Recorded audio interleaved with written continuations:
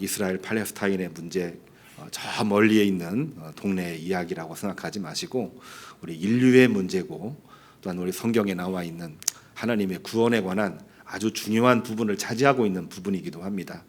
우리 하나님 나라 영광을 위해서, 또한 생명을 살리는 일들을 위해서 우리 끊임없이 기도 많이 해주시기를 바랍니다. 저는 한 주간 어느 때보다도 많이 무거웠던 한 주간이었던 것 같아요. 근데 뭐 재밌는 이야기도 없었던 것은 아닙니다. 축구가 6대0으로 승리하다 보니까 일주일 동안 많은 분들이 축구 얘기하더라고요. 근데 이것저것 생각을 하다가 여성들이 가장 싫어하는 남성에 관한 이야기들 중에 첫 번째가 뭔지 아십니까? 축구 얘기를 하고 합니다. 예, 축구 얘기를 합니다. 근데 요즘은 여성들도 축구를 많이 좋아하는 걸로 알고 있는데, 뭐 축구는 좋아하지만 남자들끼리 축구 얘기하는 것을 옆에서 여성들이 보면 별로 마음에 들어하지 않는다고 그럽니다. 예. 두 번째로 여성들이 안 좋아하는 얘기가 뭔지 아십니까? 군대 얘기를 합니다. 예. 여성들이 전혀 모르는 군대 얘기를 남성들만 하고 있으면은 그 옆에 앉아 있는 여성들이 좋아할 리가 없겠죠. 축구 얘기, 군대 얘기, 남성 전유물처럼 보여지고 있는 얘기인데, 이것보다도 훨씬 더 싫어하는 얘기가 있다고 그러는데 그게 뭔지 아시나요? 군대에서 축구하는 얘기를 하면은 더 싫어한답니다. 어떻게 하셨어요? 원고를 싹 가리고서 제가 얘기를 했는데, 우리가 사람들과 관계를 개선하기 위해서는 그 마음에 들어가는 것이 중요합니다. 또 내 마음을 받아들이는 것이, 그들의 마음을 받아들이는 것이 중요한 것이죠. 하나님은 우리 인간을 사랑하실 때 어떻게 하셨냐면은 우리 안으로 오셨어요. 그렇죠? 또한 우리에게 말씀하셨습니다. 내 안에 들어오라. 그 이야기를 구약 성경에서도 이야기를 했고, 우리 신약 성경 사도 요한은 너희가 내 안에 거하고 내 말이 너희 안에 거하면, 예수님 이 말씀을 여러 번 인용을 하면서 들어오라, 들어오라 이렇게 말씀을 많이 하셨습니다.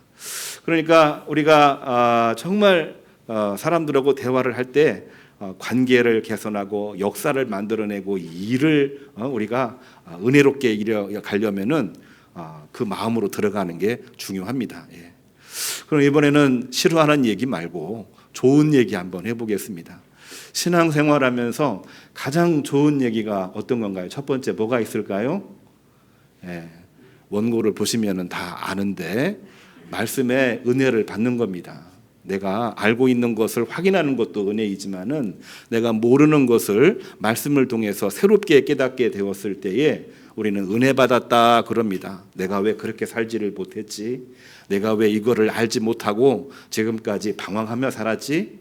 그거를 알았더라면은 지금의 삶이 훨씬 더 좋았을 텐데, 이 은혜를 받는 게 신앙생활의 중요한 이야기입니다. 두 번째로 신앙생활하면서 가장 좋은 이야기가 뭔가요? 두 번째 이야기, 그것도 제가 말씀을 드리겠습니다. 신앙생활을 했는데 복을 받는 겁니다. 관계가 개선이 되고 건강해지고, 또한 삶의 모든 여건들이 풍성해지는 복을 받게 되는 겁니다.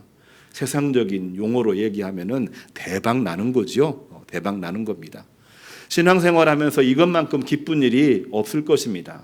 물론 하나님은 고난을 통해서도 복을 주시기도 하고 여러 가지 역경을 통해서도 깨달음을 주시기도 하지만, 우리가 예수님 믿은 이후에 삶이 풍성해진다고 하는 것은 가장 즐겁고 기쁜 일이 아닐 수가 없는 것입니다.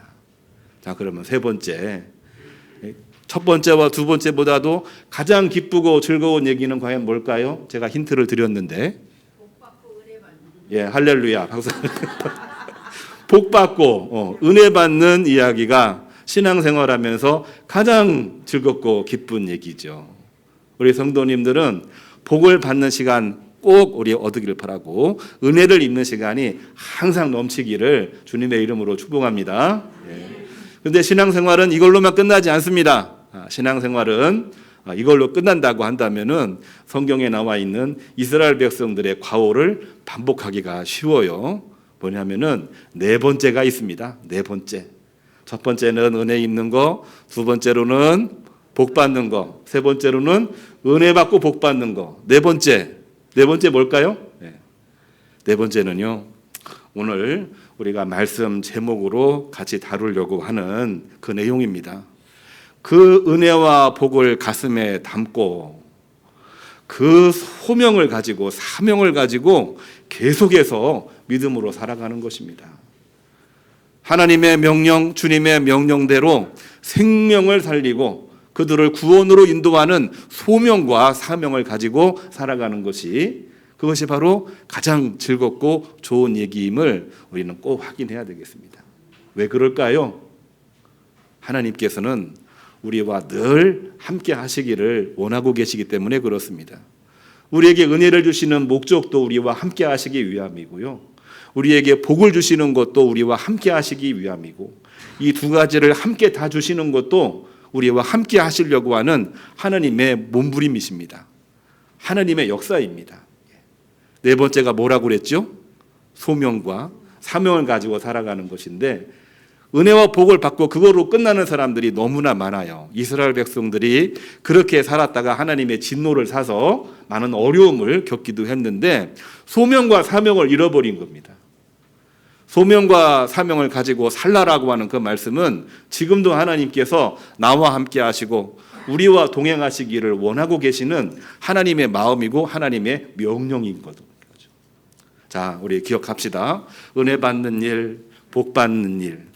은혜 받고 복 받는 일 뭔가요? 그 다음에는 소명과 사명을 가지고 살아가는 가운데에 하나님이 복 주시고 역사하시는 축복된 주의 종들이 되기를 주님의 이름으로 축복합니다. 오늘 우리가 함께 말씀으로 읽은 출애굽기 33장 18절 우리 노승민 청년이 잘 봉독해 주셨어요. 이 말씀을 보게 되면은 하나님이 어떤 분이신지, 하나님이 어떤 모습을 하고 계신지 우리가 다 알 수가 없으나, 그러나 우리는 하나님과 동행을 해야 된다는 그러한 얘기를 하고 있는 것입니다. 그리고 하나님은 여러 모양으로 우리들에게 나타나셔서 우리들과 동행하기를 원하고 계시다고 하는 그 내용이 여기에 들어 있습니다. 하나님의 동행입니다. 하나님의 동행. 오늘 3절 말씀을 보면은요, 하나님께서 우상 숭배한 그리고 불순종한 이스라엘 민족을 진멸할까 염려하시면서 내가 너희들과 같이 가나안 땅에 들어가지 아니하겠다, 너희들과 동행하지 아니하겠다, 이 말씀을 하셨어요. 갑자기 이 말씀 하니까 우리가 조금 어리둥절하긴 한데 전후 맥락은 그렇습니다. 신음하고 있는 백성들의 소리를 들으시고 모세를 애굽으로 파송을 하지요. 바로왕이 말을 안 들으니까 10가지 재앙을 통해서 항복을 시킵니다. 이스라엘 민족은 갑자기 은혜를 입어서 무교병을 먹으면서 예배를 드리고 출애굽을 했어요. 가는 길에 어려움이 있었지만은 다 극복하게 하셨고, 막힌 홍해가 있었지만 홍해를 열고 지금 시나이 땅으로 오게 된 것입니다. 이거는 하나님의 은혜이고 하나님이 이스라엘 백성들에게 주신 인생 최대의 복인 거죠. 은혜와 복이 거기에 있는 것입니다. 우리가 아까 뭐라고 그랬나요? 은혜와 복을 다 받는 것이 우리 인생의 가장 기쁜 일이라고 그랬지 않습니까? 그렇죠. 은혜와 복을 다 받은 거예요. 근데 은혜와 복을 다 받은 다음에 그들이 어떤 문제가 생겼냐면은, 모세는 그 상황에 시내산에 하나님 말씀 받으려고 올라갔거든요. 모세가 그 자리에 없는 겁니다. 이스라엘 백성들이 생각을 해요. 우리를 애굽에서 구원해낸 지도자 모세가 안 보이니까 큰일 났다 그랬습니다.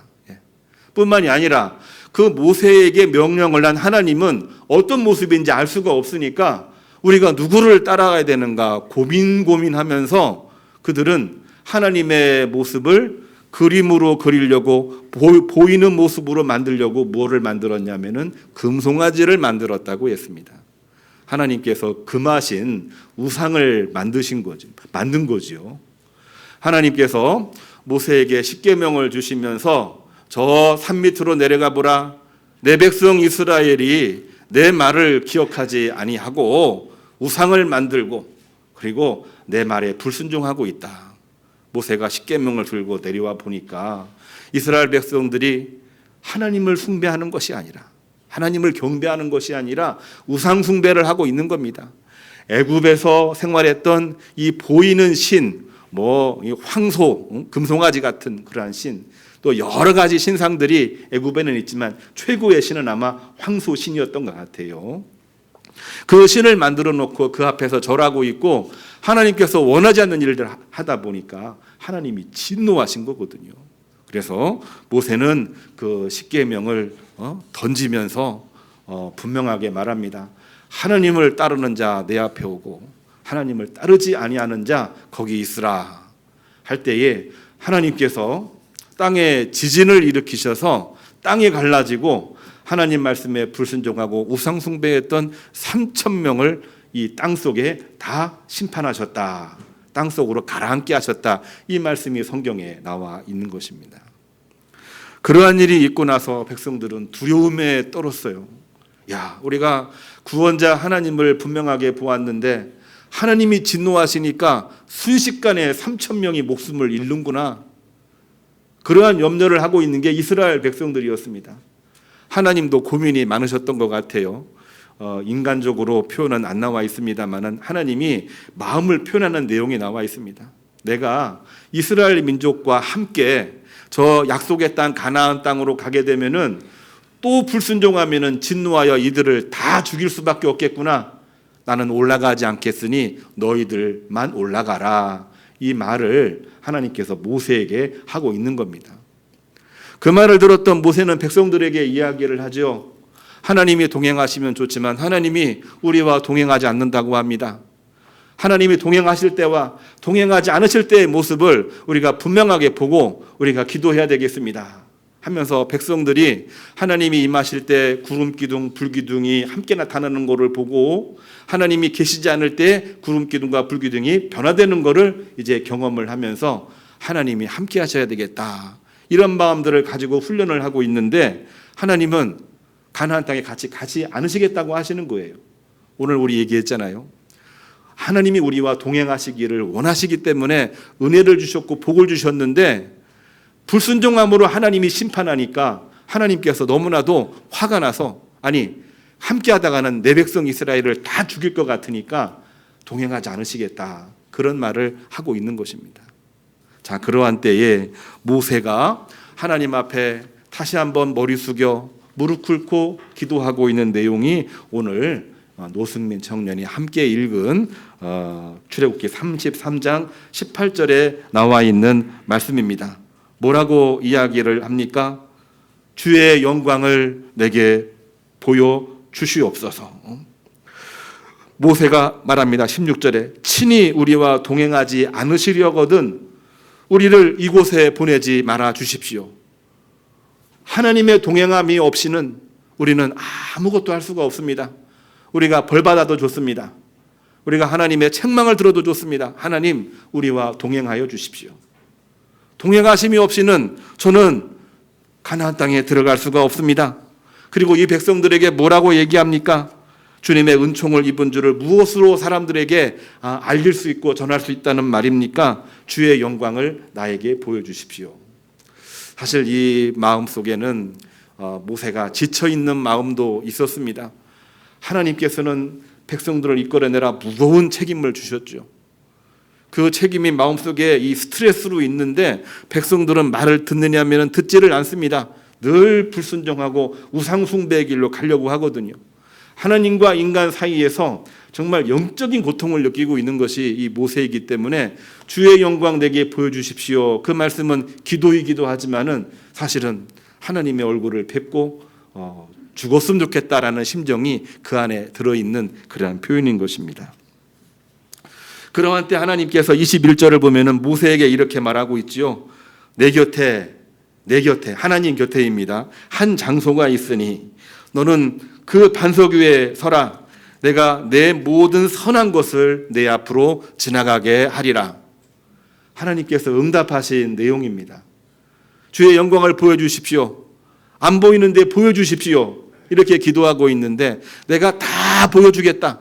내가 너와 함께 하겠다. 그 말씀을 주시면서 반석 위에 서라고 이야기를 하면서 실제로 하나님이 함께 하시는 것을 눈으로 보여주십니다. 내 영광이 지나갈 때까지 내가 너를 그 반석 틈에 두고 내 손으로 덮었다가 거두리니 내가 내 등을 볼 것이요 얼굴은 보지 못하리라.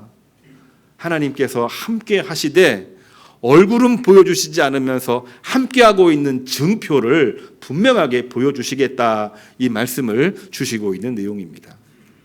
하나님이 그러신 것 같아요. 동행하다 보니까 너무 불순종해서 다 진노로 죽일 것 같으니까 한때 마음은 동행하지 않으시겠다 이야기를 했지만, 그러나 모세의 기도 앞에 하나님께서 그러나 보여주진 않겠지만은 내가 너희들과 친히 동행하겠다. 오늘 21절을 보면은 내 모든 선한 것을 내 앞에 다 지나가게 하겠다. 하나님의 모든 선한 것 뭡니까? 하나님의 본체가 지나가시는 것을 다 보여주시겠다고 하는 말씀을 주시고 있는 것입니다. 우리는 그럴 때가 많지요. 하나님 안 보입니다. 하나님 뜻이 무엇입니까? 하나님은 선하시다고 했는데 선한 것이 대체 뭡니까? 우리가 모를 때가 참 많이 있는데, 하나님께서는 내 모든 선한 것을 다 지나가게 하겠다, 다 보여주겠다, 이 말씀을 하시면서 내가 너희와 함께 하겠다, 이 말씀을 주시고 있는 것입니다. 우리는 오늘 하나님이 우리와 동행하시는 방법에 대해서 말씀을 읽고 있습니다. 하나님께서 원하시는 바였거든요. 우리와 함께 하시는 방법, 오늘 두 가지를 말씀으로 삼고자 합니다. 첫 번째로는요, 하나님께서는 말씀하셨습니다. 하나님의 곁, 내 곁이라고 표현을 했어요. 그 한 장소, 그 반석 위에 서라, 우리에게 말씀하시는 내용입니다. 모세의 얘기가 아니에요. 하나님이 직접 하시는 말씀입니다. 내 곁에 서라, 그 말씀입니다. 이스라엘의 불평도 힘들었고 하나님이 함께하지 않으시면 아무것도 할 수 없다는 두려움이 가득했던 모세에게 주시고 있는 말씀입니다. 오늘날도 하나님에 대한 믿음이 보이지 않으니까 우리 마음속에 의심이 들 때가 많잖아요. 세상은 녹록지 않잖아요. 그러니까 위아래로 스트레스가 너무나도 많은 것이 모세인데, 오늘날 우리들의 모습과 크게 다르지 않습니다. 요즘에 우리 교우님들 얼굴 보면은 글쎄요, 어느 분은 평안한 분도 있지만 무거운 짐을 가슴에 담고 있는 교인들이 제가 참 많이 보게 됩니다. 전화도 하고 이야기도 하고 그러는데 그거를 쉽게 이야기 못하는 경우들도 있는 것 같아요. 그러나 그러한 때 하나님께서는 모세에게 말씀하셨던 말씀을 제가 전하고 싶습니다. 내 곁에, 내 곁에 내가 만들어 놓은 반석 위에 서라. 내가 내 모든 선한 것을 다 보여주겠다, 이 말씀을 저는 전하고 싶은 것입니다. 하나님의 곁 반석 위에 서는 것은 무엇입니까? 모든 상황에 하나님을 부르고 하나님을 찾고 하나님에 나아가 그 안에 거하는 것을 말하고 있는 것입니다. 다시 한번 이야기합니다. 하나님을 부르고, 하나님을 부르라는 얘기입니다. 찾고 그리고 나아가는 것입니다. 그 안에 거하는 것입니다. 우리가 이 말씀을 오늘 말씀으로 읽었지만은 서신서 디모데후서 4장 2절 말씀을 보게 되면은 사도 바울도 디모데에게, 아주 힘겨워하고 있던 디모데에게 똑같은 말을 하고 있습니다. 너는 때를 얻든지 못 얻든지, 상황이 좋든지 좋지 않든지 항상 하나님 앞에 서서 말씀을 전파하라. 이게 바로 사도 바울이 디모데에게 얘기했던 가장 중요한 얘기였습니다. 마태복음 7장을 보면은 우리가 잘 기억하고 있는 말씀이 있잖아요. 구하라 얻을 것이요, 찾으라 찾을 것이요, 두드리라 그리하면 뭡니까? 열릴 것이니. 할렐루야. 그 말씀을 주신 배경을 우리가 한번 봐야 되는데요. 사람들이 하나님 앞에 나가야 되는데 나가지를 못합니다. 뭐 때문에 못 나가느냐? 체면 때문에 못 나가요. 왜 사람들 앞에 나가지 못하느냐? 누가 뭐라고 할까 봐 못 나가는 거예요. 이 말씀이 마태복음 7장 7절부터 11절까지 나와 있는 말씀인데요. 1절로부터 6절까지만 한 번 더 보시기를 바랍니다. 외식하는 자들 때문에 시험 들지 말고, 불신앙하는 사람들 때문에 미혹받지 말고, 너희는 하나님 앞에 나가라. 우리가 구하라 찾으라 두드리라 그 말씀만 보지 마시고 그 전에 있는 배경을 보면은요, 그 말씀을 듣고 있는 사람들이 어떠한 상황에 처해 있는지를 볼 수가 있거든요. 그 녹록치 않는 상황 가운데에 하나님 앞에 나아가 구하라 얻을 것이요, 찾으라 찾을 것이요, 두드리라 그리하면 열릴 것이니, 악한 자들도 그 아들에게 주는데 하나님이 너희와 동행하기를 원하고 계시고 너희를 사랑하는 하나님이 좋은 것으로 주시지 아니하겠느냐, 이 메시지가 들어있는 것입니다. 하나님께서는 우리들에게 말씀하고 계세요. 모세에게 말씀하신 것처럼 하나님 곁 한 장소입니다. 이 원어도 우리가 봐야 되지만은 우리말로도 충분하게 우리가 이해할 수 있습니다. 하나님 곁 한 장소, 그 반석 위에 서라. 하나님 앞에 서는 것이 우리들에게는 너무나도 중요한 하나님의 명령이고 하나님의 마음이고 우리가 가야 될 길인 줄로 믿으시고 그 안에서 승리하시기를 주님의 이름으로 축복합니다. 어떤 일이 있어도 우리는 예배를 포기하면 안 됩니다. 예전에는 그랬습니다. 온라인 예배 우리가 드릴 수밖에 없었을 때에는 우리 거기에라도 참여해야 됩니다. 지금은 아니잖아요.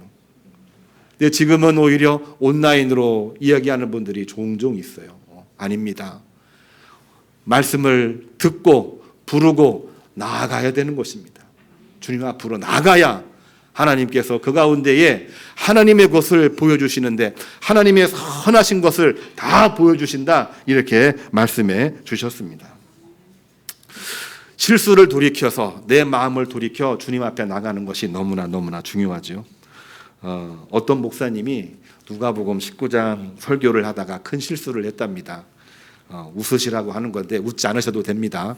제가 원래 웃기는 데는 별로 소질이 없으니까. 이렇게 설교를 했답니다. 니고데모는 세리였고 키는 작았지만 주님을 몹시 보고 싶어 했습니다. 설교를 듣고 있던 성도들이 이상하게 여기서 수근수근하기 시작을 합니다. 설교 중에 교인들이 수근수근하면은 목사님들은 가끔 착각을 해요. 아, 설교를 듣고 은혜 받나 보다. 그래서 그 착각 속에서 더 큰 소리로 이렇게 이야기합니다. 그때 예수님이 니고데모 동네에 찾아왔습니다.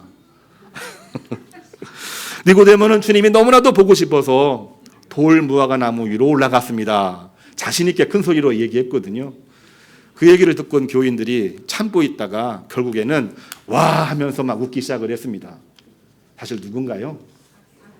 삭개오인데 설교를 준비하다 보면은 가끔씩 우리가 말이 헛나올 때가 있고 설교를 여러 가지 또 기억하다 보니까 이게 좀 혼선이 올 때가 있습니다. 저는 니고데모하고 오네시모가 늘 이제 혼동이 오는 그런 설교를 많이 할 때가 있는데 이 니고데모와 삭개오를 혼동을 한 거예요. 자, 그래서 목사님이 이제 눈치를 챘습니다. 아, 성도들이 왜 웃지? 아차, 내가 실수했구나. 설교 중에 실수한 거를 깨닫게 된 겁니다. 얼굴이 화끈거리기 시작을 했어요.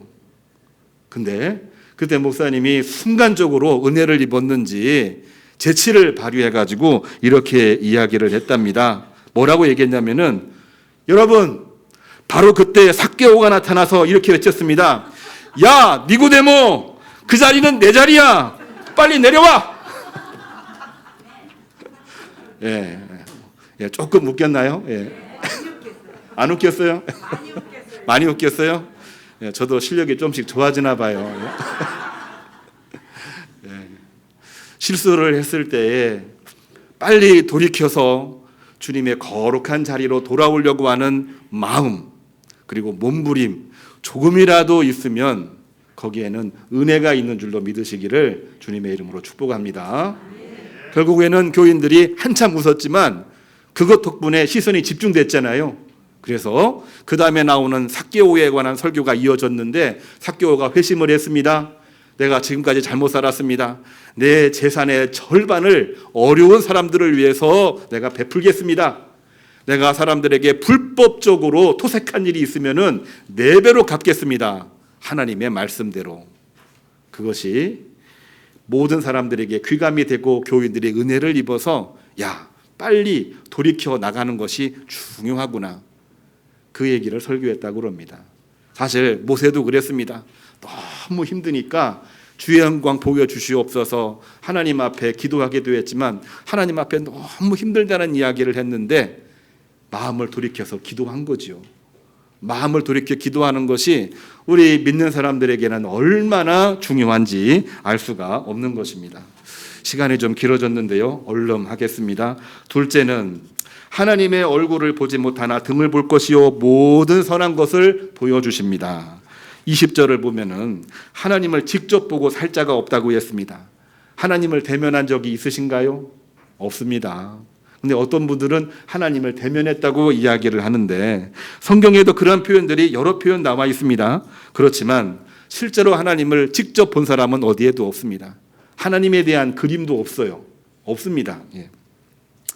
하나님을 보았다라고 하는 것은 하나님의 영광의 일부입니다. 하나님의 사자를 한번 경험한 겁니다. 그 상징을 보았다는 편으로 우리가 이해를 하시면 되겠습니다. 열왕기상 19장 11절을 보면은 엘리야도 하나님을 직접 배웠다고 하는데 엘리야도 수건으로 얼굴을 가렸습니다. 오늘 말씀 22절도 하나님의 영광이 지날 때에 하나님께서는 이 모세로 하여금 반석 틈에 숨겨주고 그런 다음에 등만 보여주시고 얼굴은 보여주시지 않았습니다. 직접 볼 수가 없거든요. 왜? 하나님은 거룩하신 분인데 우리는 유한적인 존재고 죄를 지은 사람이기 때문에 하나님을 보는 순간 목숨을 유지할 수 있는 사람이 거의 없는 것입니다. 그렇기 때문에 하나님을 뭐라고 얘기합니까? 경외해야 되는 대상으로 우리가 믿고 있는 믿음입니다. 그 믿음이 온전하게 있으면 하나님을 사모하게 돼 있고 이웃을 사랑하며 살아갈 수밖에 없는 것입니다. 오늘 우리가 함께 읽었던 우리 노승민 청년이 번곡봉독했던 로마서의 말씀도 이렇게 나와 있어요. 11장 13절입니다. 우리가 눈으로 볼 수는 없으나 만물이 주님으로부터 나오고 주님에게로 돌아간다 그랬습니다. 그거를 알고 살아가는 것이 믿음입니다. 바울이 바로 로마 교회 교인들에게 설교했던 주된 내용입니다. 예수님께서도 누가복음 10장 23절에 이렇게 얘기했습니다. 하나님께서 우리에게 말씀하셨는데 나를 믿는 자가 중요하다. 대면할 수가 없으나 내가 바로 이 땅에 왔으니 나를 보고 나를 따르라. 주님을 따르는 모든 자에게 복이 있다라고 말씀을 하시면서 예수님의 복음을 전하고 있는 말씀이 오늘 세 번째 말씀이기도 합니다. 자, 말씀이 길어졌는데요. 오늘날 각박한 세상에 녹록지 않는 세상에 우리는 하나님의 동행하심을 분명하게 기억을 해야만 되겠습니다. 그거를 기억한다면 내가 주님과 동행하려고 하는 마음을 갖는 것이 너무나 중요합니다. 하나님과 동행하려면은 우리는 하나님 곁, 오늘 본문 말씀 그대로입니다. 하나님 곁 반석 위에 서야 됩니다. 그 앞에 설 때에 하나님은 모든 선한 것을 다 보여주시고 그리고 하나님께서는 우리를 보호하시되 하나님이 인도하고 약속하신 가나안 약속의 땅으로 우리들에게는 영원한 하늘나라로 인도하시는 줄로 믿으시고 그 믿음으로 승리하시기를 주님의 이름으로 축복합니다. 이 말씀 기억하시면서 파송 찬양, 파송의 노래를 함께 부르겠습니다.